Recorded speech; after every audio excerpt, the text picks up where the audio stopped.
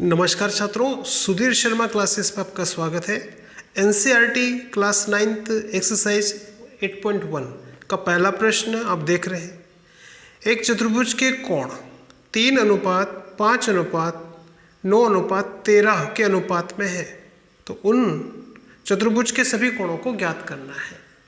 तो जो अनुपात हमें दे रखा है, इस आधार पर हम मानेंगे कि माना पहला कोण, क्योंकि पहला अनुपात 3 है तो हम मानेंगे पहला कोण 3x, दूसरा कोण 5x, तीसरा कोण 9x और चौथा कोण मानते हैं 13x। अब हमें इन कोणों को ज्ञात करना है और हम जानते हैं कि चतुर्भुज के सभी कोणों का योग 360 डिग्री होता है। तो इसलिए 3x plus 5x plus 9x plus 13x का टोटल 360 के बराबर होना चाहिए। इन सबको जोड़ेंगे, 3x 5x 9x और 13x को जोड़ेंगे तो आएगा 30x। तो 30x बराबर है 360 के, तो x बराबर आएगा 360 बटा 30। सरल करेंगे, 3 से 36 कटेगा बराबर, तो आंसर पहला कोण जो हमने माना था 3x, तो ये आएगा 3 गुणा 12 यानी 36 डिग्री। दूसरा कोण 5x, 5 इंटू x का मान रख देंगे, x का मान आया यहाँ पे 12, तो 5 इंटू 12 यानी 60 डिग्री। इसी तरह से तीसरा और चौथा कोण निकाल सकते हैं। तो ये तो था बच्चों पहला प्रश्न। अब देखते हैं दूसरा प्रश्न। प्रश्न नंबर दूसरा इस तरह से बच्चों कि यदि एक समांतर चतुर्भुज के विकर्ण समान है तो दर्शाइए कि वह एक आयत होगा। तो यहाँ हमने एक समांतर चतुर्भुज बनाया है ABCD। ठीक है, आपको पता होना चाहिए कि जो समांतर चतुर्भुज होता है उसमें आमने सामने की भुजाएं समांतर होती है, बराबर होती है। यानी AB की लंबाई CD के बराबर होगी और AD की लंबाई BC के बराबर होगी, क्योंकि यह समांतर चतुर्भुज है। और इसकी डेफिनेशन होती है कि ऐसा चतुर्भुज जिसकी आमने सामने की भुजाएं समांतर हो। इसी में निहित है कि अगर वो समांतर होगी तो वो आपस में बराबर भी होती है। और समांतर चतुर्भुज का मतलब है कि इसमें सम्मुख कोण भी बराबर होते हैं। समांतर चतुर्भुज के अंदर सम्मुख कोण बराबर होते हैं, यानी कोण A जितने डिग्री का होगा उतना ही C, B जितने का होगा उतना ही D। और एक और बात जो आपको ध्यान रखनी है कि समांतर चतुर्भुज में आधार पर बने दोनों कोणों का योग 180 डिग्री होता है। कि अगर मान लें कि ये 60 डिग्री का कोण है तो ये आएगा 120 का। ठीक है, यानी आधार पर बने दोनों कोणों का योग समांतर चतुर्भुज में 180 होता है। तो ये आपको ध्यान रखना है। तो यहाँ ABCD एक समांतर चतुर्भुज है और इसके दोनों विकर्ण समान है, ऐसा हमें सवाल में दिया गया है। तो हम इसमें दोनों विकर्ण खींचते हैं।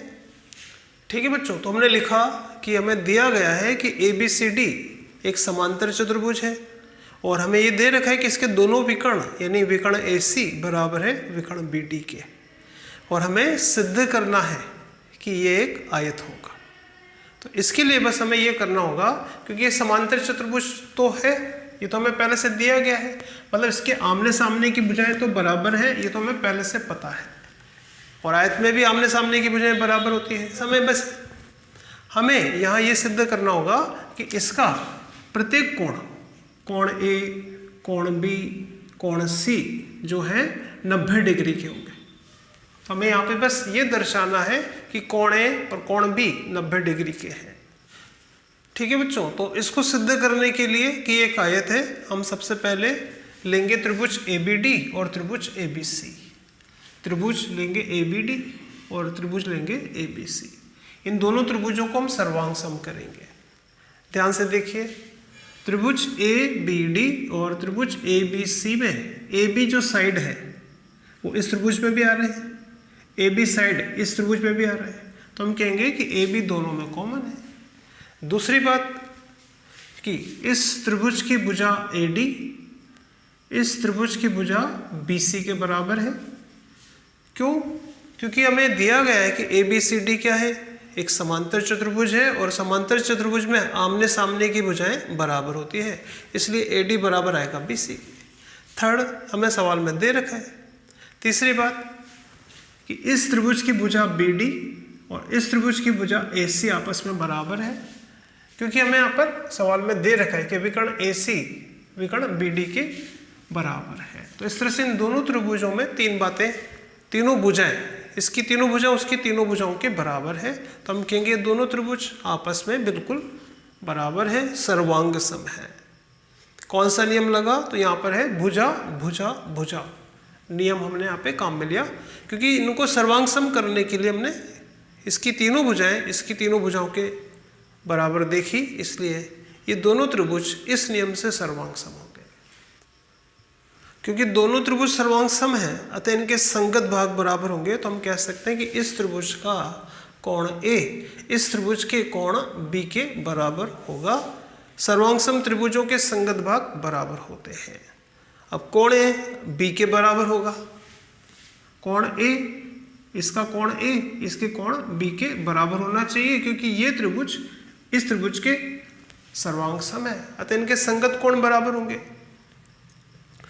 लेकिन हमें ये पता होना चाहिए कि समांतर चतुर्भुज में आधार पर बने दोनों कोणों का योग 180 डिग्री होता है,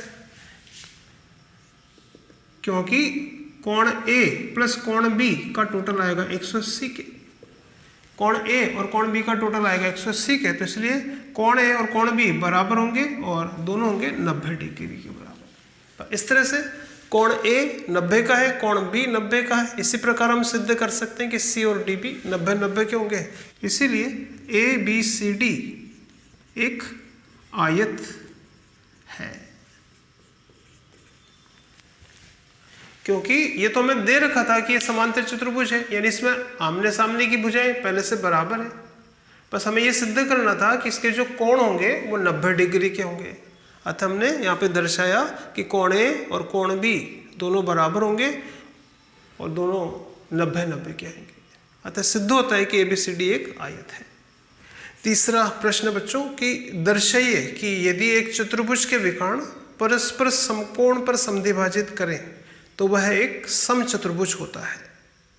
जैसे कि आप यहाँ प्रश्न देख रहे हैं, तो यहाँ हम एक चतुर्भुज ले रहे हैं ABCD और हम ये मान रहे हैं यहाँ पर कि इसके जो विकर्ण हैं, विकर्ण AC और BD एक दूसरे को समकोण पे समद्विभाजित करते हैं।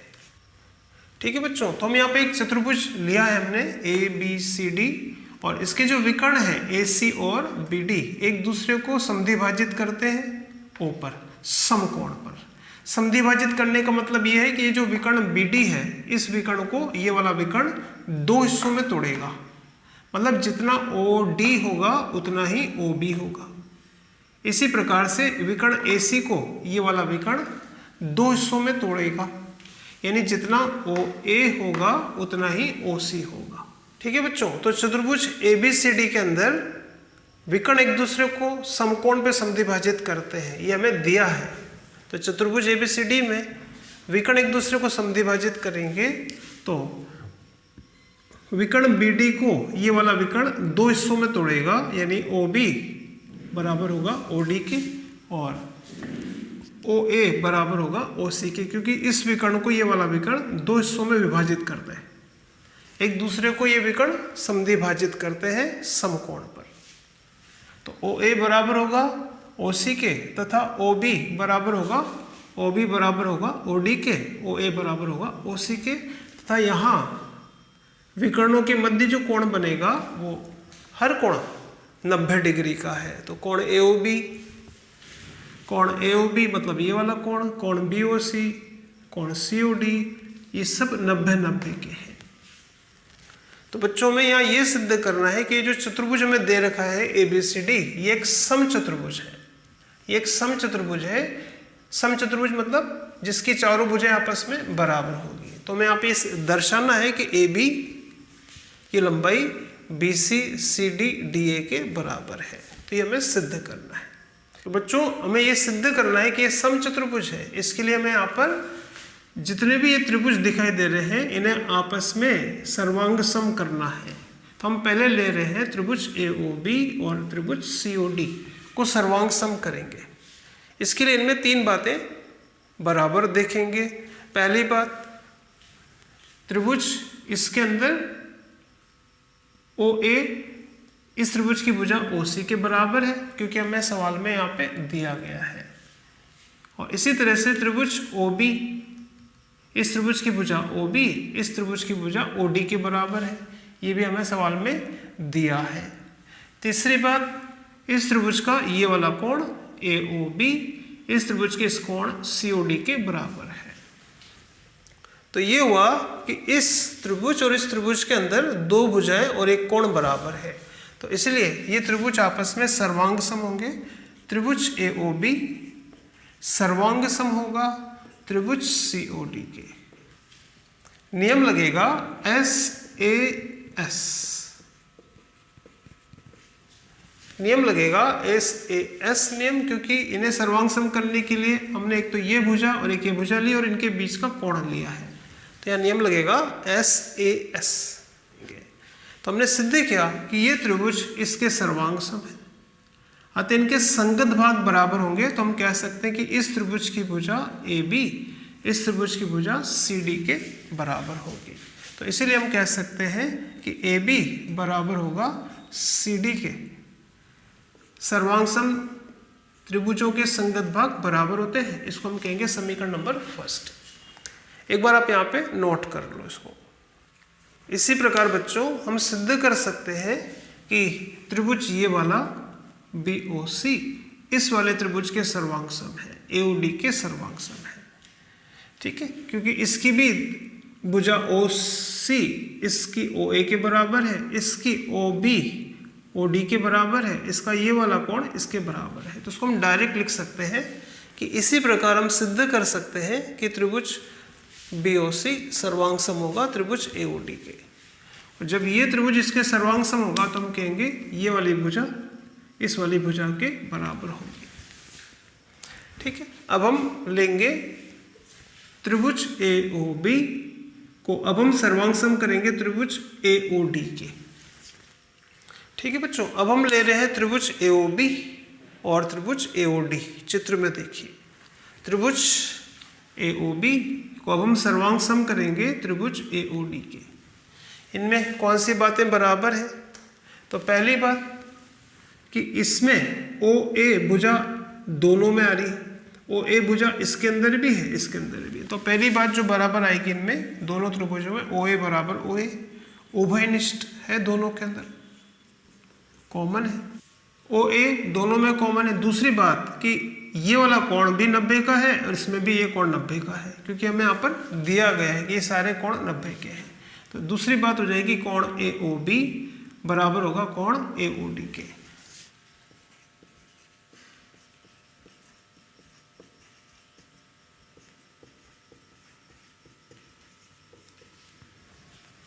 आपको ध्यान रखना है कि हमने लिया है एक तो त्रिभुज AOB और एक हम त्रिभुज ले रहे हैं AOD, इन्हें सर्वांग सम कर रहे हैं। पहली बात OA दोनों में आ रहे हैं, दूसरी बात दोनों में इसमें भी ये कोण 90 का है, इसमें भी एक कोण 90 का। अब तीसरी बात लेंगे इस त्रिभुज की भुजा OB और इस त्रिभुज की भुजा लेंगे OD। क्या ये बराबर है? OB क्या OD के बराबर है? तो हाँ बराबर है, ये मैं सवाल में दे रखा है। तो इस तरह से इसकी तीसरी बात OB भुजा, इसकी तीसरी बात OD के बराबर आएगा, OB बराबर आएगा OD के, क्योंकि हमें सवाल में दिया है। इस प्रकार त्रिभुज AOB सर्वांग सम होगा त्रिभुज AOD के, त्रिभुज AOD के। यहां भी नियम लगेगा SAS नियम। तो इस तरह से ये त्रिभुज इसके सर्वांग सम हो गया, तो इनके संगत भाग भी आपस में बराबर होंगे। OA दोनों में कॉमन था, इसकी ये सेकंड साइड इसकी सेकंड साइड के बराबर है, तो इसकी थर्ड साइड यानी AB इसकी थर्ड साइड यानी AD के बराबर आएगा। तो इसीलिए AD और AB भी आपस में बराबर आएंगे CP CT से। इसको हम नाम देंगे इक्वेशन नंबर 3। तो इस तरह से बच्चों यहाँ 3 समीकरणें बनी हैं। अब हम तीनों समीकरणों को एक साथ देखेंगे। ठीक है बच्चों, तो हमने 3 समीकरणें बनाई है। पहली समीकरण ये बनी थी कि AB को हमने उसमें सिद्ध किया था CD के बराबर। ये थी समीकरण नंबर 1, जैसे कि आपने नोट किया है। दूसरी समीकरण ये है, तीसरी समीकरण ये है।